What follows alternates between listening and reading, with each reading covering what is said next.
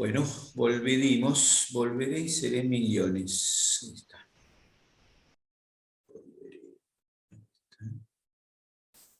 Vamos a compartir.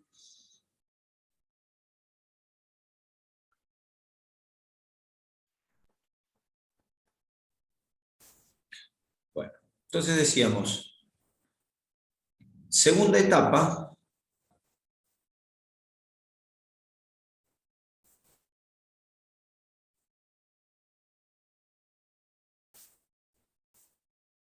Ahí estoy compartiendo, sí. Bueno, entonces, segunda etapa, que ya no es voluntaria. Una vez que deglutimos ya no hay manera no hay vuelta atrás. Una vez que uno ya está, no hay vuelta atrás. En esa segunda etapa, entonces, la lengua sigue empujando, la lengua impide que el alimento se vuelva a la boca, el velo del paladar se eleva, impide que el alimento vaya a la rinofaringe, la lengua empuja la tapita que corresponde a la epiglotis, la empuja para atrás y se tapa la epiglotis, y falta un elemento que es que la faringe, por un lado, se eleva, elevando a la laringe con ella y terminando de cerrarse la epiglotis. La laringe es un tubo, entonces el tubo que ahora lo vamos a mirar ahí lo que va a pasar, pero ahora lo hago el esquema. Entonces la laringe, que era algo así como esto,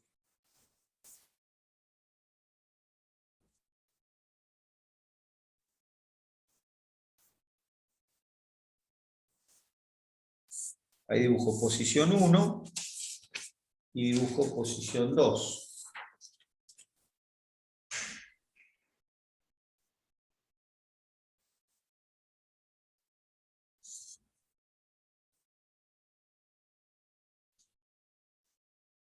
Entonces, a ver si se entiende lo que quiero dibujar. Posición 1, la laringe con su epiglotis abierta, y en la posición 2, la epiglotis se volcó para adelante y a su vez la laringe se elevó. La consecuencia es que el orificio laringeo queda bastante cubierto.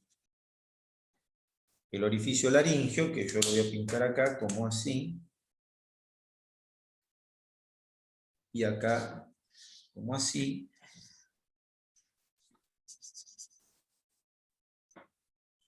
Orificio laringeo abierto y descubierto. Orificio laringeo cubierto. ¿Por qué? Porque la epiglotis se volcó para atrás para cerrarlo como si fuera la tapa un tacho de basura, pero a su vez la laringe se elevó. ¿Y qué sería lo que pasa cuando uno a veces etapa 2, etapa entonces faringea.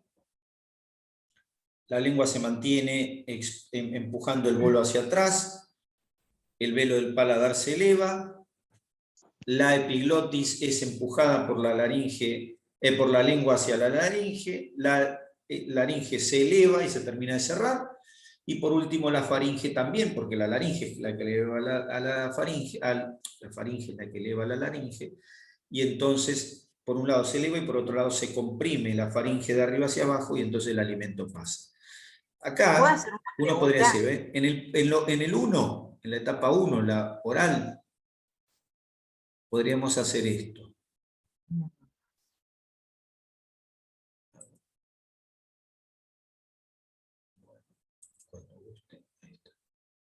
En la oral podríamos hacer esto. La lengua, la punta de la lengua, empieza a exprimir y luego, ahí está la punta de la lengua exprimiendo, y la segunda parte podría poner en otro color la lengua, perdón.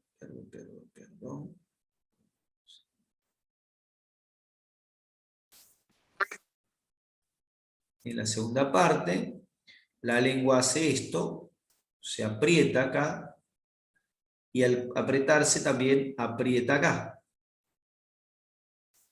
Entonces la lengua va desplazándose y el alimento que estaba inicialmente acá, que lo voy a pintar de color azul, porque Justo comimos un poco de comida azul, que hay mucha, es muy rica. Ahí está. Helado de crema del cielo. Entonces el alimento estaba acá, se apretó esto y el alimento, ¿qué pasó? Se fue escurriendo para acá. Ahora, cuando se escurre para acá, segunda etapa, el alimento ya está acá, la lengua está apretando ahí. O sea que la lengua la mantengo donde estaba, pero ya que estamos, la pinto para que no se me confunda la situación, pinto la superficie de la lengua, ahí. Todo lo que corresponde a la lengua. Ahora la lengua se me fue para atrás. Profe, una pregunta. ¿Y el velo del paladar que Está se eleva empujando. y que La cerraba? boca está bien cerrada, por eso la lengua está desplazándome para arriba. La boca está bien Parece cerrada. que no escucha. Y la lengua empuja. Ahora, ¿qué pasa en la etapa 2? Pasa No se que puso los auriculares el velo del profe, por eso paladar, no escucha. que lo tengo acá, ahora el velo del paladar hace esto.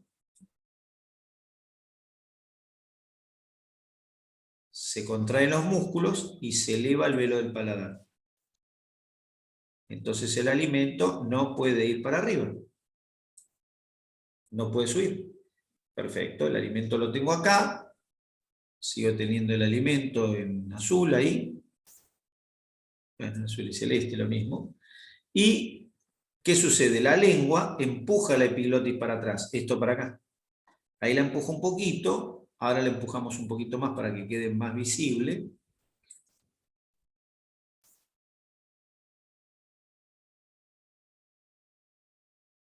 Y entonces la epiglotis no tiene otra cosa que hacer que desplazarse hacia abajo.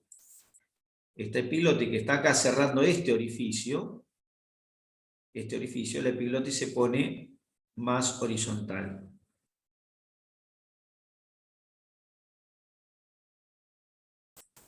Entonces se me va cerrando este orificio. Y a su vez, ¿qué pasa esto? A su vez que sucede eso, la laringe termina de empujar para arriba para que se cierre más la faringe, la laringe propiamente dicha, se desplaza un poco para arriba, o sea que este borde queda un poco más alto ahí, y esto queda un poquito más alto, entonces se desplaza hacia arriba, la laringe que originalmente estaba hasta acá, ahora se fue para arriba, entonces el alimento no puede pasar por acá. ¿Por qué va la laringe para arriba? Porque la faringe está inserta en la laringe. Entonces cuando la faringe se eleva, entonces se trae a la laringe. Entonces en esta misma etapa, la faringe se eleva, esta faringe se eleva, y se trae a la laringe, se eleva todo, y entonces la comida no pasa por acá, sino que pasa por el costadito. El alimento pasa por el costado, y a la medida que el alimento se va poniendo acá, se le va poniendo acá el alimento, la faringe también se constriñe, y entonces empuja, ese no se lo voy a poder dibujar, pero bueno, se contrae, y entonces como se constriñe, se contrae, se achica la luz, y empuja la comida hacia el esófago. Y la comida llega al esófago. Etapa número 2. Por último, la tercera etapa. Por eso, fíjense todas las cosas que se necesitan para deglutir. Fíjense, se necesita la lengua, se necesita el velo del paladar, lengua, músculo, velo del paladar, músculo, paladar óseo, que es duro, bueno, ese, nada. Se necesita la laringe, la epiglotis, que pueda tapar el orificio laríngeo. Se necesita la musculatura de la faringe para elevarla y contraerla. O sea, es toda una serie de cosas, no es que es una sola. Y de hecho, eso es controlado, esa deglución, es controlada de forma, no digo milimétrica, pero de forma muy, muy aceitada. Están controlados los mecanismos de coordinación de esa deglución. ¿De acuerdo? De hecho, nosotros podemos evaluar parte de la función neurológica, o se evalúa solamente deglutiendo. No sé si alguna vez le hicieron a ustedes algún examen clínico neurológico y le dicen, trague saliva. No es que trague saliva para ver si, nada, a ver si puede hacer gárgara con la saliva. No, no. Trague saliva implica, de hecho, uno puede ver la elevación, ¿cierto? Tragan saliva. Miren cómo sube, miren, a ver si se ve. ¿Ven? ¿Se ve cómo sube la faringe con la laringe? Bueno, cuando tragamos saliva estamos evaluando los nervios que inervan la lengua, los nervios que inervan el velo del paladar, los nervios que inervan la faringe, los nervios que inervan la laringe. Estamos evaluando un montón de cosas solamente con tragar saliva. Trague saliva. Parece una tontera, pero no lo es. O bueno, o por ahí sí lo es también, lo mismo. No sé cómo clasificar las tonteras. Bueno, cuestión que el alimento llega hasta el esófago, donde se va a producir entonces la tercera etapa de la deglución o etapa esofágica. ¿Está bien? En la etapa esofágica, el esófago, acá no vamos a ver nada, pero sí vamos a comentar sobre el esófago. Entonces, ¿qué va a pasar en la etapa esofágica?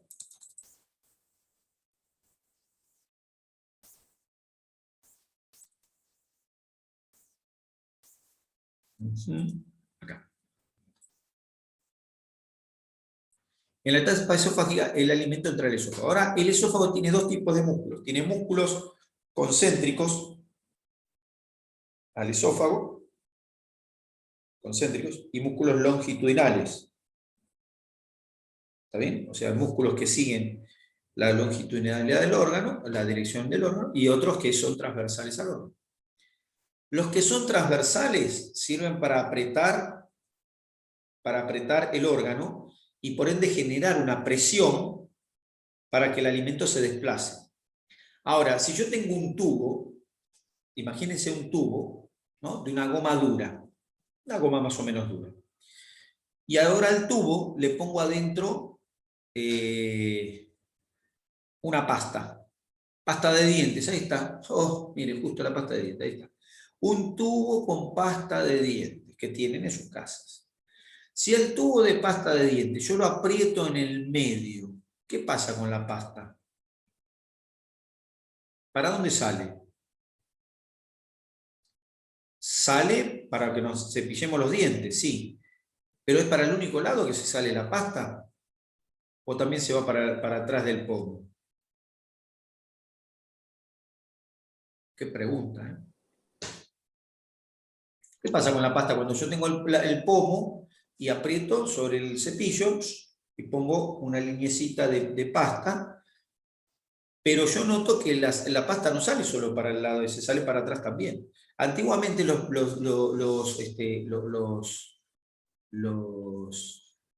tubos dentífricos, ¿de qué material estaban hechos? ¿Aluminio?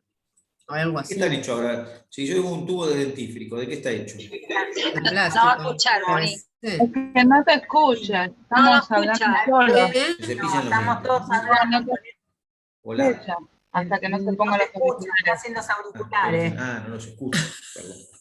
Ahora sí, Ah, claro, ahí está. ¿De qué están hechos los? No, porque había prendido el Bluetooth y no los escuchaba. cosas que Es que dije hablamos bien un esta montón vez. antes. ¿Y qué? Estaban hablando Hace rato ustedes que y yo no los escuchaba. Sí. hablando. Con razón. Tantas cosas que dije bien esta vez. estamos No le erré nada esta vez. Perfecto, muy bien, mejor. Cuando uno aprieta un tubo, sale la pasta hacia los dos lados. Los tubos actualmente no se hacen ahora se hacen de plástico, y antes ¿de qué eran? Aluminio. De aluminio, sí. Uno los apretaba, ¿y qué pasaba? De hecho, ¿qué decían? En las casas, los padres a los hijos, o los hijos, los hermanos, o los que fueran, decían, no aprietes el pomo en el medio, apretalo desde abajo. No, desde abajo. Claro. O lo enrollábamos. También. Que era fácil enrollar. Perfecto, enrollando. Pero entonces, la idea es que el esófago, si el esófago aprieta solamente en el medio, si hay un apretado solo en el medio, entonces la comida puede salir para los dos lados. ¿Y cómo hacemos para evitar eso? Bueno, generamos una onda de contracción. ¿Sí? Entonces el músculo concéntrico se va contrayendo de arriba hacia abajo. Profe, casi no se lo escucha. ¿No se escucha? A ver. ¿Todos no escuchan o No. solamente? ¿Cómo? No, Se nadie. escucha, pero más bajo, baja el volumen. Se bajó el volumen. A ver. Sí. Estaba subiendo el mío, pero demasiado. Esperen un poquito. Mirá, vamos a ver qué pasó. Volumen, volumen, volumen del micrófono. A ver si dice algo de volumen. Espérenme, Pérez. No, yo no toqué nada, les aclaro, no es que. ¿Ahí Ahí mejora? va mejor. Sí, ahí mejoró. Yo cuando termines de explicar esto te querría hacer una preguntita con respecto a lo anterior que no lo escuchabas y que Bueno, quería... ahora lo conversamos. Entonces, decía que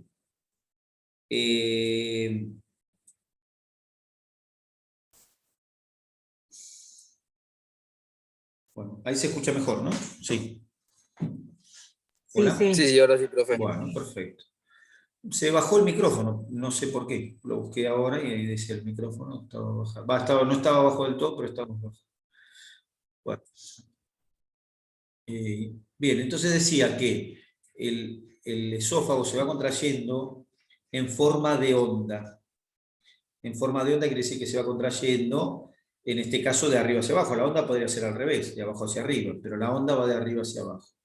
Y en la medida que se va contrayendo el músculo concéntrico y va generando esa onda, el músculo longitudinal se va contrayendo por debajo de la onda. O sea que lo que logramos es que el músculo que está por debajo de la onda estire el órgano. ¿Para qué? Para que lo que está dentro del órgano pueda deslizarse y a continuación, enseguidita, viene la onda peristáltica que empuja. Es como si el tubo de dientes, de cepillo de dientes, antes que lo apretáramos, la parte donde apretamos no, sino la parte por donde va a salir la pasta, donde se va acercando a la salida de la pasta, esa parte se pusiera más rígida para que yo pueda exprimir mejor la parte que empuja. Entonces, la consecuencia es que se puede desplazar el alimento en un solo sentido. Esa forma de contraerse se llama onda peristáltica, dijimos. Las ondas peristálticas se producen permanentemente en el esófago, estemos o no deglutiendo. Siempre hay ondas peristálticas. Las ondas peristálticas, ¿para qué sirven? Sirven para que el esófago esté siempre vacío y para que no haya reflujo. ¿Está bien? Las ondas peristálticas,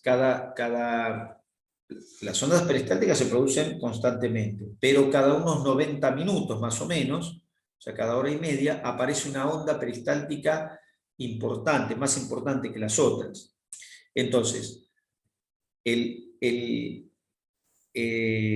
esófago tiene ya un ritmo, se le llama ritmo eléctrico de base, es decir, tiene una contracción de base, tiene un peristaltismo de base, y cada más o menos 90 minutos aparece una onda de barrido, se llama. ¿Qué es una onda de barrido? Es una onda peristáltica significativa para barrer todo lo que estuviera en la luz del órgano. Entonces, tenemos las ondas peristálticas habituales, ¿no es cierto? El ritmo eléctrico de base, el REV, y luego tenemos las ondas de barrido.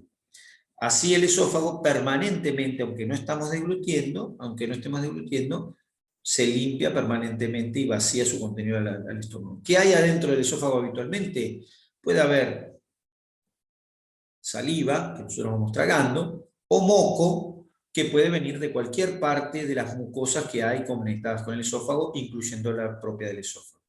Es decir, el moco que se secreta en la faringe, el moco que se secreta en el esófago, el moco que se secreta en la vía aérea, ese moco puede estar en el esófago y permanentemente hay que barrerlo hacia el estómago. ¿Está bien? Todo el tiempo se barre hacia el estómago el moco. La idea es que la onda siempre va de arriba hacia abajo. ¿Para qué? Para evitar el reflujo.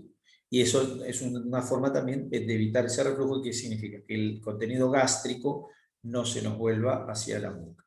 Entonces, la deglución en el esófago consiste justamente en que hay un peristaltismo esofágico que empuja, aquí lo tenemos como propulsa, ¿cierto?, el bolo hacia el cardias, que es el orificio de entrada del estómago. ¿Está bien?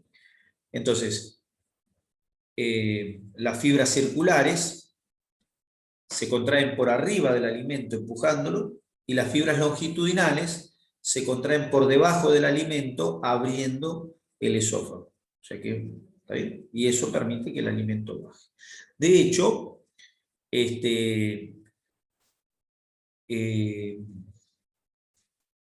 bueno, no, de hecho les pregunto, ¿se puede deglutir haciendo la vertical? ¿Qué opinan? No, Sí, Algunos dicen que no. Yo y creo otros que dicen no. Se puede, pero es difícil. Creo que sí. se puede, Yo pero es creo que Se difícil. puede. Se Claro, pero puede, Se Se puede. puede. No hay manera de evitar que el alimento llegue al estómago estando en el esófago. Por supuesto que va a depender eso de la cantidad del alimento que sea, porque lógicamente el reflujo, si estamos comiendo bolita de plomo, por ahí el reflujo es más importante el peso del plomo, que no permite que no le permite al esófago empujarlo, pero el esófago va empujando aunque estemos boca abajo. ¿De acuerdo? Y el proceso de deglución ese proceso, esa etapa es totalmente involuntaria, a pesar de que los músculos que se utilizan son supuestamente voluntarios. Los músculos esofágicos de la parte superior son voluntarios, sin embargo, esta etapa es involuntaria y no la podemos evitar, y dura unos pocos segundos, excepto cuando comemos torta galesa o 3 huevos duros, la yema de huevo duro en el mismo momento, o esas cosas, que no necesito la patada voladora en el pecho para poder deglutir. Bueno, la pregunta, Marisa. Sí. Yo lo que quería saber de la etapa anterior, que vos hablabas de la epiglotis cuando se abre, se cierra. ¿Qué es lo que pasa? Viste que a veces pasa que el alimento se va para otro lado. ¿Qué es lo que produce eso? ¿Qué es lo que produce que se vaya para otro lado? Y que se va, digamos, por la nariz. A veces pasa por la nariz, digamos. Bueno, cuando se va a la nariz es que el velo del paladar no se elevó a tiempo. Ajá. Cuando se va hacia la laringe, generalmente son líquidos los que van a la laringe, es porque no se alcanzó a cerrar del todo la epiglotis o se cerró a destiempo con el proceso de la deglución, o el volumen del alimento sobrepasó en esa tragada, en esa deglución, sobrepasó el que podía pasar por los canales faringoesofágicos o valéculas. Es decir, que nada. Ahora, ¿por qué se produce eso de que se pasara específicamente? La mayoría de las veces pasa esto, son errores mínimos, como si vos me decís, ¿por qué agarré una taza y se me soltó? Claro. Bueno, A ahora, veces puede la pasar taza, más a veces seguido. pasa que me quemé con la taza, bueno, por eso. Entonces a veces me quemé con la taza. A veces pasa que el dedo me dolía, porque ayer me fracturé el dedo y no me acordé y se me cayó la taza porque me dolía. A veces, ahora, pero también puede pasar que, nada, yo tengo un problema neurológico hoy, que de repente no puedo agarrar la taza, y agarro la taza y se me cae, pero no solo la taza, sino que agarro cualquier cosa y se me cae, Claro. porque resulta que, nada, durante la tarde tuve, no sé, un accidente vascular cerebral, no sé, por decir cualquier cosa. Pero, es decir, una lesión neurológica me impide hacer las cosas. Lo mismo pasa con esto. Si uno le pide Claro. que degluta a una persona que tiene 90 años y que viene con un deterioro neurológico, bueno, es probable que vaya perdiendo su capacidad de deglución y se le cueste menos que le pasen estas cosas. Entonces por ahí tose, le sale el fideo por la nariz, lo que sea. Pero esto, no, nada, son diversas causas, no es que hay una. Ahora, No, pero lo que no implica una pase... patología, digamos. No implica una, o ¿Cómo? sea, si es aislado, no implica una No, patología. es como si me diga, Pero a veces se me cayó puede. no sé, un cuchillo que tenía en la mano. Ah, no, ¿no será que tenés, no sé, No, una no, no, no. parálisis de Bell? No, Cuando es no, pero... repetitivo, a veces son repetitivos estos Y episodios. bueno, sí, bueno, está por eso. Pero en la patología no podemos entrar porque es No, un no, tema ya que hay que sé. investigar. No, no, no, nada, eso es otra historia. Ahora, si me preguntás lo habitual, lo que nos pasa a todos, Está lo que bien. ¿quién no ha tragado alguna vez deglutido un poco de agua y se pasó tosiendo media hora porque dice, se me pasó al otro conductito. Bueno, todo nos pasa, es una cosa que... Y no una vez en la vida, nos ha pasado muchas veces en la vida. No, bueno, no todos los días, pero quiero decir que nadie en un año no ha tenido una vez que no se le ha pasado líquido a la vía aérea. Yo quería saber por qué pasaba eso, digamos, si digamos, el proceso normal era que la epiglotis se abre, se cierra, ¿por qué Sí, sucede? pero todo puede fallar porque los mecanismos pueden ir a destiempo, o porque pueden ir a destiempo muchas veces porque tragamos antes, o sea, no hacemos por ejemplo, ponemos agua en la boca, no sé, tengo sed, pum, pongo agua en la boca y no le di tiempo al proceso que se produzca y el agua ya se escurrió antes de que yo pueda hacer nada. Bueno, listo, ya está. Pero no, eso no. Bueno. Pero por supuesto que hay procesos patológicos, que por eso evaluamos neurológicamente todo esto para ver si hay algún proceso patológico que lo está produciendo. Porque una cosa es que me pase un día y otra cosa es que cada vez que bueno, trague saliva. Bueno, no, si cada vez que trago saliva hay un problema, o 3 veces que trago saliva me pasa esto de cada 4, bueno, habrá que investigar qué está pasando. ¿Cuál es la causa? ¿Cuál es el órgano que está involucrado? Si es el velo del paladar, si es la lengua, si es la epiglotis, si es la laringe, si es la faringe, y después cuál es el nervio que inerva ese órgano y cómo está la musculatura de ese órgano. O sea que después se investigará. Bueno, nos vamos a la etapa, ahí está la esofágica, las fibras circulares se encuentran por arriba del bolo, las longitudinales se encuentran por debajo, y estas contracciones se repiten de arriba hacia abajo. Bueno, se repiten hacia abajo a medida que el bolo se desplaza. Recordar que también hay ondas peristálticas permanentes en el suelo. Bien. Entonces, deglutí. Perfecto.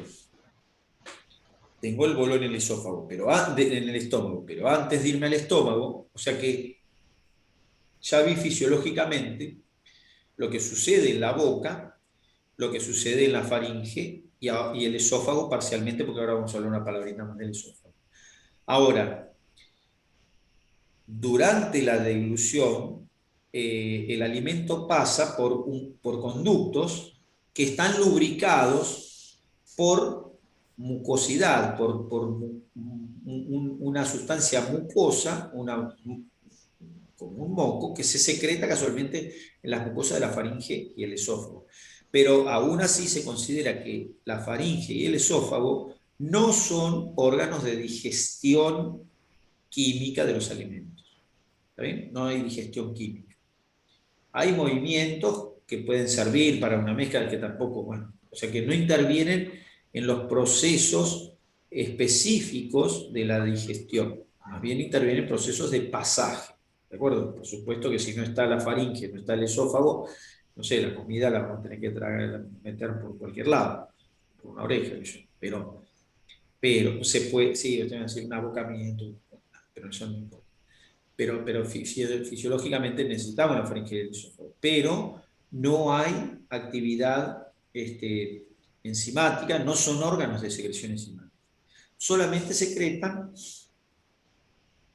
algo de moco para mantener una lubricación permanente de los órganos, ¿no? Lubricación para que pase el alimento, pero lubricación también para que el órgano tenga un trofismo, porque si ustedes secan las mucosas se dañan, y si no, hagan la prueba, mantengan la boca abierta durante un día entero y van a ver como la boca se cuartea, se reseca, se infecta, lo que fuera, porque necesitan las mucosas de una humedad.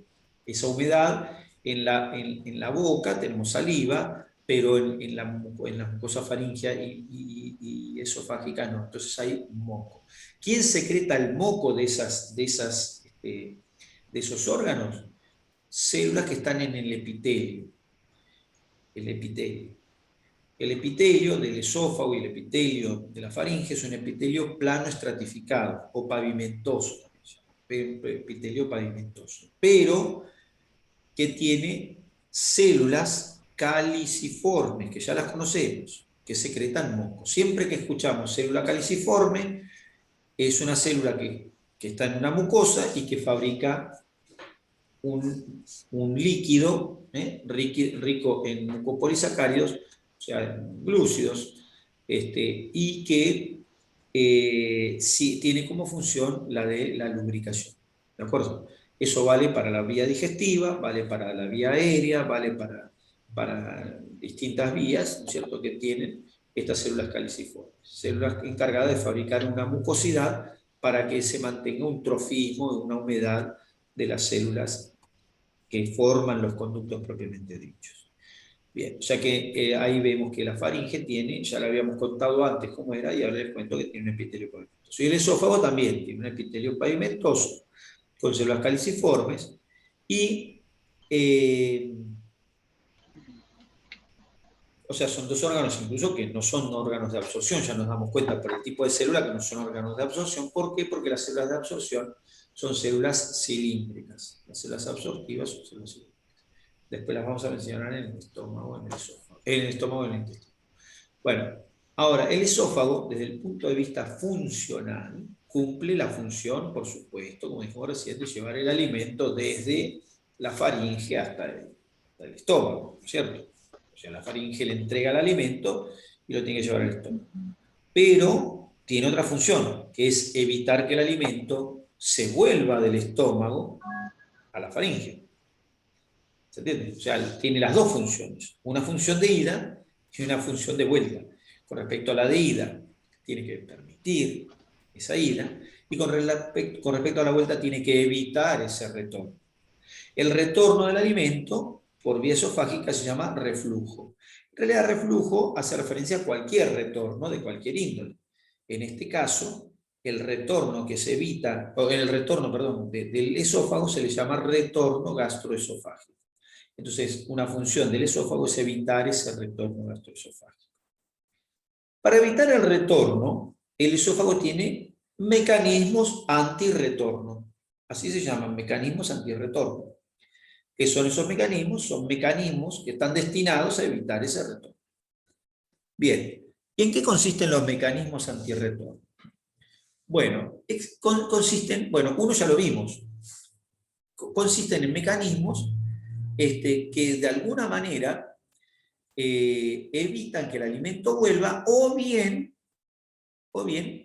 si por algún motivo vuelve, lo empujan de vuelta hacia el estómago. Entonces, ¿cuáles son los mecanismos antirretorno? Primer mecanismo antirretorno, ya lo mencionamos, el ritmo eléctrico de base, el ritmo de contracción de base, el ritmo peristáltico de base.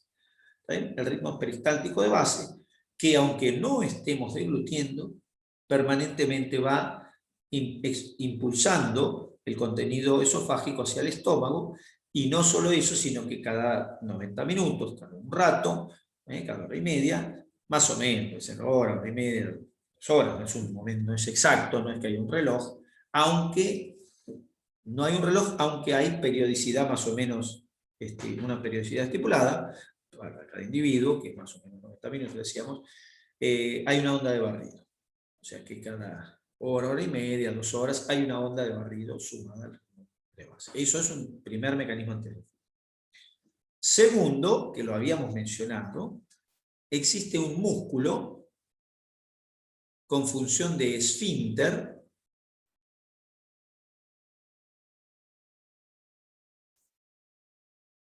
que se llama músculo cricofaringio. Acá lo tengo, el músculo cricofaringio.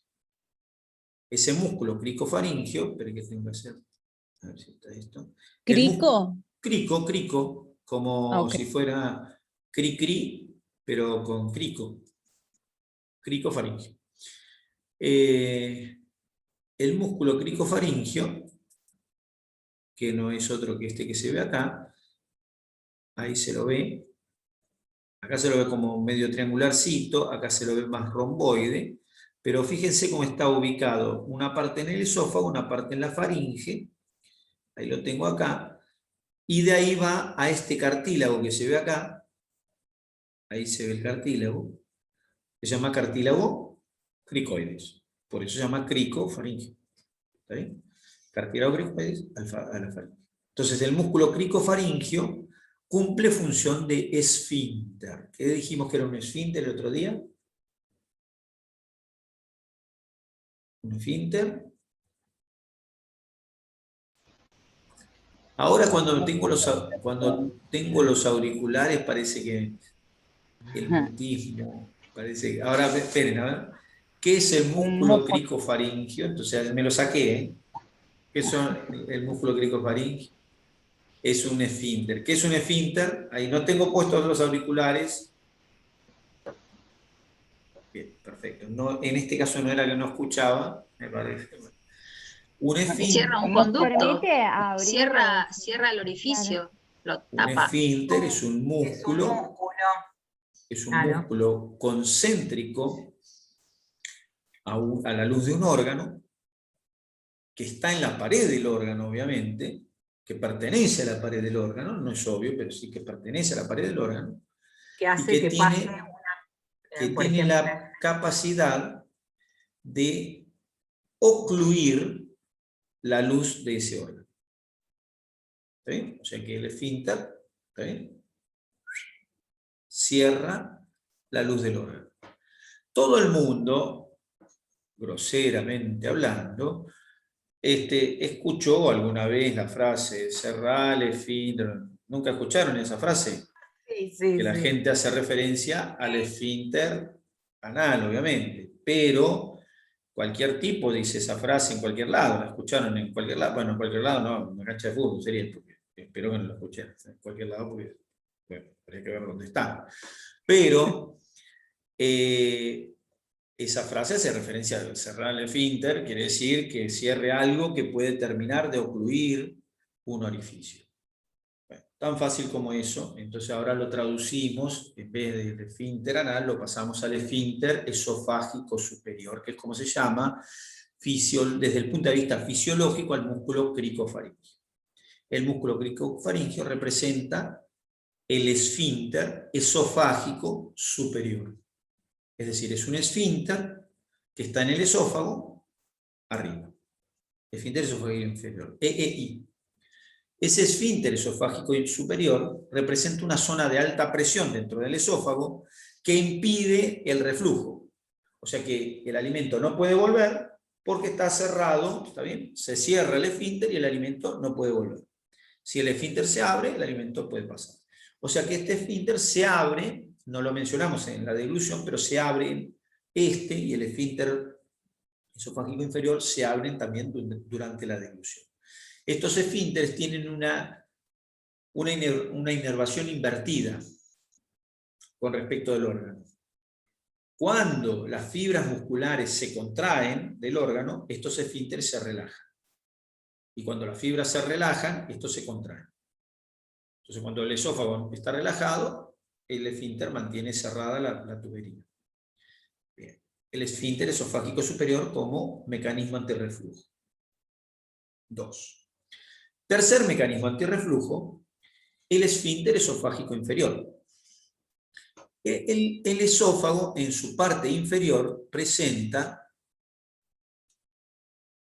a ver si la tengo acá, presenta en la pared, acá no se ve nada, uno no lo ve, pero en la parte inferior, justo al pasar por el diafragma, la pared del órgano presenta un engrosamiento muscular, es decir, se hace un engrosamiento de la musculatura y a eso le llamamos esfínter esofágico inferior.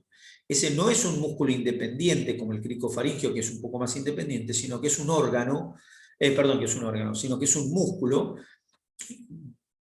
que está dentro de la propia pared. Es un engrosamiento del músculo, de la circular interna.